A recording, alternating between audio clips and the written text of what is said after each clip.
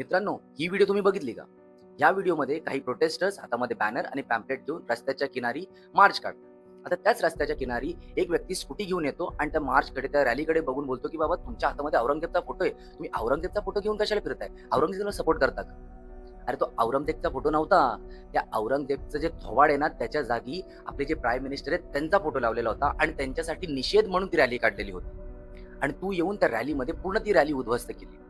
अरे, ते मराठी मुली आहेत, मराठी मुलं आहेत. ते औरंगजेबला सपोर्ट करतील. अरे, त्याचं नाव घेताना पण पहिले तोंडातनं शिवी येते आणि मग त्याचं नाव येतं, की औरंगजेबला सपोर्ट करतील.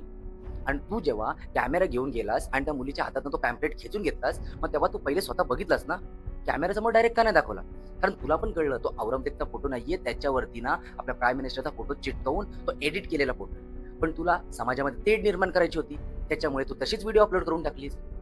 आणि जर तुला एवढा त्या गोष्टीचा राग आलेला किंवा एवढा जर तुला त्या गोष्टीचा पुळका येत होता, मी त्याचं समर्थन नाही करत आहे. पण तुला जर एवढाच राग आलेला, तर आपल्या शिवछत्रपतींच्या फोटोच्या शेजारी आपल्या प्राईम मिनिस्टरचा फोटो कॉपी करून, एडिट करून जेव्हा बनवलेला, तेव्हा तू कोणाला बोलला नाहीस. तेव्हा त्याच्यावरती तुझं काही म्हणणं नाही झालं. कोणीही व्यक्ती असू दे, शिवछत्रपतींपेक्षा, आपल्या छत्रपती शिवाजी महाराजांपेक्षा कोणीही मोठा नाही. मग तो कुठलाही व्यक्ती का असेना.